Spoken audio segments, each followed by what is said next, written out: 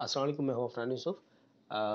Sindh public service commission के exam आजकल चल रहे हैं। तो जब हम एग्ज़ाम अटैम्प्ट करते हैं तो हमें एक कार्बन शीट दी जाती है जो कि स्टूडेंट कॉपी कहलाती है। उसमें हमारे पास हमारे सवालों के अगेंस्ट में जो जवाब हमने मार्क किए होते हैं उसकी कार्बन कॉपी होती है।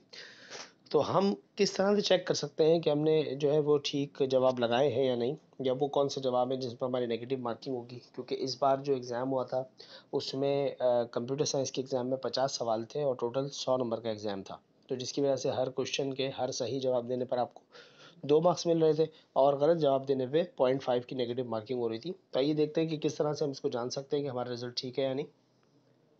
हम सिंध पब्लिक सर्विस कमीशन की वेबसाइट spsc.gov.pk पर जाएंगे तो हमारे सामने रिसेंट अनाउंसमेंट्स के अंदर यहाँ पर तमाम रिजल्ट्स आ रहे हैं। अब जिस तरह ये कंप्यूटर साइंस का रिजल्ट है, लेक्चरर कंप्यूटर साइंस BBS 17, इसको मैंने क्लिक किया तो एक PDF फाइल है। अगर आप यूज़ कर रहे होंगे अपने कंप्यूटर के ऊपर तो ये ब्राउज़र में ही खुल जाएगी। अगर आप मोबाइल पर यूज़ कर रहे हैं तो ये डाउनलोड हो जाएगी।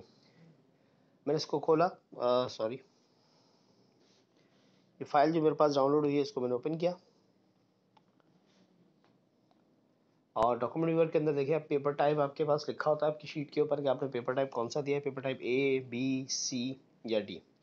मैंने पेपर टाइप C दिया था। तो अब जैसे क्वेश्चन नंबर 1 का आंसर B है तो ये मेरा करेक्ट हो गया, 2 का आंसर C है, ये करेक्ट हो गया। ठीक है, तो इस तरह से हम चेक कर सकते हैं कि अगर कोई गलत आंसर है तो कौन सा है। तो हम अपना कैलकुलेशन कर सकते हैं कि कितने मार्क्स जो है मैंने गेन किए होंगे और कितने डिडक्ट हो गए होंगे। Thank you so much.